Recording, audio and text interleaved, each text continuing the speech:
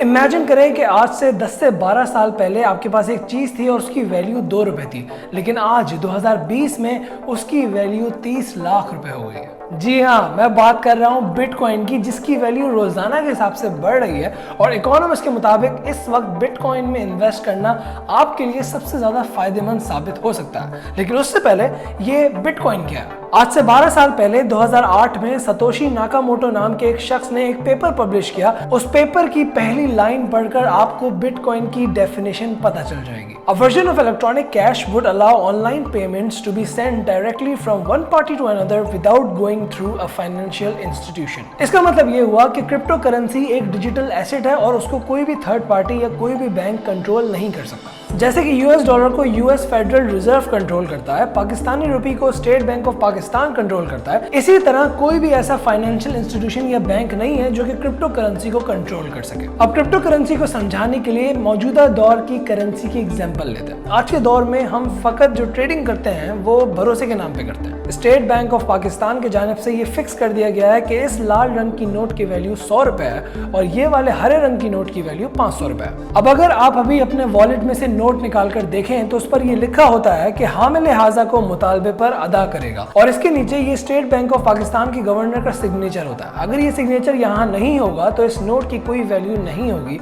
और ये सिर्फ एक कागज का टुकड़ा बनकर रह जाएगा। अब जब इस करेंसी की आमद रफ्त एक फाइनेंशियल इंस्टीट्यूशन यानी कि एक बैंक देख रहा है तो सारी पावर कलेक्टिवली उस बैंक के पास हुई और किसी दिन भी वो बैंक ये कह दे कि भाई वो ये नोट खत्म कर रहा है तो उस दिन उस नोट की वैल्यू एक कागज के टुकड़े से बड़ी नहीं होगी। अब जो लोग क्रिप्टो करेंसी के फेवर में हैं वो इसीलिए फेवर में हैं क्योंकि वो नहीं चाहते कि उनके पैसों का कंट्रोल सेंट्रल बैंक या गवर्नमेंट के पास हो। सो बेसिकली अब आप समझ सकते हैं कि सतोशी नाकामोटो का क्रिप्टो करेंसी को लेकर कॉन्सेप्ट क्या था। सतोशी ने बिटकॉइन को एक ऑल्टरनेट फाइनेंशियल सिस्टम की तरह तश्कील दिया था जो कि पूरे एक सॉफ्टवेयर पर बेस्ड होगा और किसी भी थर्ड पार्टी या फाइनेंशियल इंस्टीट्यूशन के कंट्रोल से बाहर होगा। 2008 के ग्लोबल इकोनॉमिक ब्रेकडाउन के बाद जब बड़े बड़े बैंक्स कंगाल हो गए तो बिटकॉइन और दूसरी क्रिप्टो करेंसीज इंट्रोड्यूस की गई। तो अब सवाल यह आता है कि क्रिप्टो टेक्नोलॉजी आखिर काम कैसे करती है। अब इसको डिटेल में समझने के लिए कॉम्प्लेक्स मैथमेटिकल इक्वेशंस और कंप्यूटर नॉलेज का होना जरूरी है जो कि मेरे पास नहीं है। लेकिन अगर आप बिटकॉइन में इन्वेस्टमेंट या ट्रेडिंग करना चाहते हैं तो आपके लिए एक बेसिक नॉलेज काफी है। जितनी भी बिटकॉइन ट्रांजैक्शंस होती हैं उन सब का एक पब्लिक अकाउंट होता है जो कि लेजर कहलाता है। अब ये जो लेजर है इसकी कॉपीज उन सब सिस्टम्स पर होती हैं जो बिटकॉइन सिस्टम्स का हिस्सा होते हैं।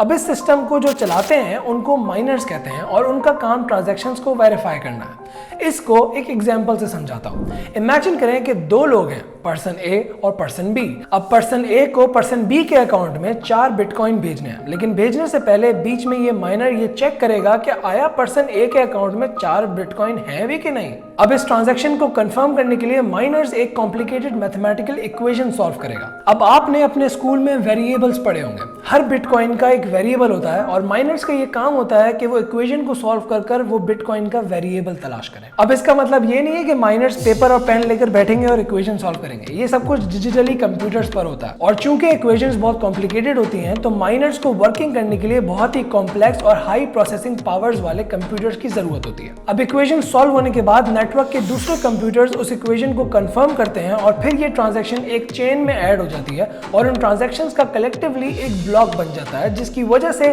टेक्नोलॉजी को नाम दिया गया है ब्लॉकचेन।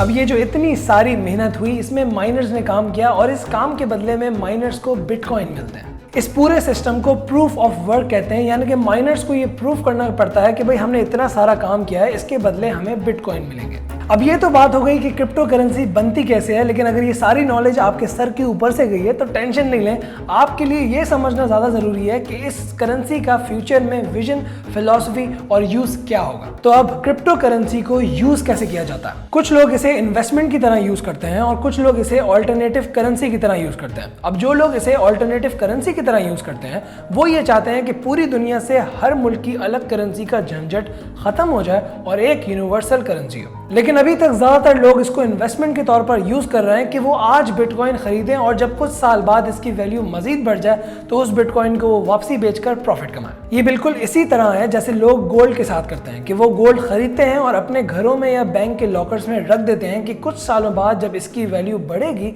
तब इसको रीसेल करेंगे। लेकिन जैसे हर इन्वेस्टमेंट में रिस्क होता है, क्रिप्टो करेंसी में भी बहुत सारे रिस्क हैं। कुछ इकोनॉमिस्ट का ये कहना है कि as compared to gold crypto currency में इन्वेस्ट करना ज़्यादा रिस्की है, क्योंकि क्रिप्टो करेंसी एक डिजिटल फॉर्म है, लेकिन गोल्ड एक फिजिकल फॉर्म है, एक टेंजिबल चीज़ है जो कि आप छू सकते हैं, उसको आप फिजिकली अपने पास स्टोर कर सकते हैं। लेकिन क्रिप्टो करेंसी एक डिजिटल फॉर्म में है, तो जिस चीज़ को आप छू नहीं सकते उसमें इन्वेस्टमेंट करना बेवकूफ़ी है, और इसी वजह से पूरी दुनिया में क्रिप्टो करेंसी की वाइड स्प्रेड एक्सेप्टेंस नहीं है। और एक्सेप्टेंस ना होने की वजह से आप डेली शॉपिंग बिटकॉइंस के थ्रू नहीं कर सकते। लेकिन ये चीज शायद आगे फ्यूचर में चेंज हो जाए जब कंट्रीज इस डिजिटल फॉर्म ऑफ पेमेंट को एक्सेप्ट करना शुरू कर दें, क्योंकि आज की डेट में भी ऐसे कंट्रीज हैं जहां पर बिटकॉइन और दूसरी क्रिप्टो करेंसीज को as a form of payment accept किया जाता है। नॉर्मली अगर हम किसी शॉप पर जाते हैं और कार्ड या कैश से पे करते हैं तो हमारी पेमेंट इंस्टेंट प्रोसेस हो जाती है, लेकिन बिटकॉइंस में 10 से 12 मिनट का प्रोसेसिंग टाइम लगता है। तो आप ये सोच सकते हैं कि फ्यूचर में अगर ये पेमेंट प्रोसेसिंग टाइम कम नहीं होता और हर पेमेंट में 10 मिनट का टाइम लगे तो एक मास स्केल पर बिटकॉइन या क्रिप्टो करेंसी की एक्सेप्टेंस नहीं हो पाएगी। अब मैंने यहाँ बिटकॉइन की नेगेटिविटी दिखाई है, लेकिन इसकी पॉजिटिव साइड भी है, और वो है फॉरेन फंड्स ट्रांसफर। अमूमन अगर आप अपने मुल्क में बैठकर किसी और मुल्क में पैसे ट्रांसफर करते हैं तो फॉरेन ट्रांसफर फीस के नाम पर आपसे बहुत सारे पैसे ऐंठ लिए जाते हैं और पैसे ट्रांसफर होने में भी टाइम लगता है। लेकिन इस मूवमेंट पर बिटकॉइन का फायदा यह है कि वो कोई ट्रांसफर फीस चार्ज नहीं करता एंड विद इन 10 मिनट्स आपकी payment from one account to another account transfer हो जाती है। अब अगर हम मार्च 1 से नवंबर 30 तक बिटकॉइन का ग्राफ देखें तो इस 9 महीने के टाइम पीरियड में बिटकॉइन की वैल्यू में 120% इजाफा हुआ है, यानी कि डबल से भी ज्यादा। इसकी वजह से दुनिया की सबसे बड़ी डिजिटल पेमेंट्स कंपनी पेपैल ने नवंबर 2020 में क्रिप्टो ट्रांजैक्शंस का फीचर इंट्रोड्यूस किया। अब जहां क्रिप्टो करेंसी की पॉजिटिविटीज हैं, वहीं नेगेटिविटीज भी हैं, जिनमें मनी लॉन्ड्रिंग और सिक्योरिटी शामिल है। चूंकि अभी तक हम ट्रेडिशनल फाइनेंशियल सिस्टम पर चल रहे हैं, तो डार्क वेब पर लोगों ने असलहा और ड्रग्स खरीदने के लिए बिटकॉइन में ट्रेडिंग करना शुरू कर दिया। एक प्रॉब्लम ये भी है कि कोई भी ये डिजिटल करेंसी बना सकता है, तो काफी सारे लोगों ने पब्लिक से ये प्रोमिस किए कि भाई एक दफा ये करेंसी चल जाएगी तो इसमें आपको प्रॉफिट डबल या ट्रिपल होगा, और ये वादे करके उन्होंने पब्लिक से काफी सारे पैसे उठाए। और मजे की बात यह है कि ये फ्रॉड हमारे एक देसी ने भी किया। इंडिया के एक शख्स अमित भारद्वाज ने गेन बिटकॉइन के नाम से एक फ्रॉड क्रिप्टो स्कीम बनाई और पब्लिक से 2000 करोड़ इंडियन रुपए का फ्रॉड किया। अच्छा, अब उसने ये इस तरह से किया कि उसने लोगों को बोला कि भाई चाइना में मेरे पास एक बहुत बड़ी जगह है, वहां पर मेरे बहुत सारे कंप्यूटर सिस्टम्स लगे हुए हैं जहां पर ये इक्वेशन सॉल्व होती हैं और उससे करेंसी जनरेट होती है, और उससे जो बिटकॉइन निकलेंगे वो इन्वेस्टर्स को रिटर्न के तौर पर दिए जाएंगे। और ये कहकर वो सारे पैसे लेकर इंडिया से फरार हो गए। लेकिन इवेंचुअली 2018 में उसको अरेस्ट कर लिया गया, लेकिन चूंकि इंडिया और पाकिस्तान की जुडिशरी तकरीबन एक जैसी है तो वो बेल पर बाहर घूम रहा है और उसका केस अभी भी पेंडिंग पर है। अब बात आती है कि क्या आपको क्रिप्टो में इन्वेस्ट करना चाहिए या नहीं। इस पर मेरा जाविया ये है कि ये एक बहुत रिस्की इन्वेस्टमेंट है, लेकिन अगर आप फिर भी इन्वेस्ट करना चाहते हैं तो वो पैसा लगाएं